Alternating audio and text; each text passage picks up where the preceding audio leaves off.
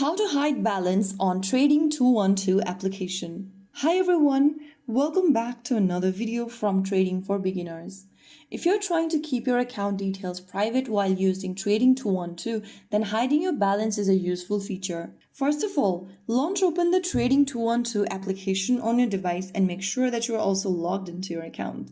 Once you're inside the home page logged in, you will see a crossed eye icon at the top right corner. Just tap on that and your balance from your account will be hidden. If you tap on it again, your balance will show. You can use this function while trading in public places. If you don't want others to see your profits or losses, you can turn this option on. And that's how you successfully learn how to hide your balance in Trading 212.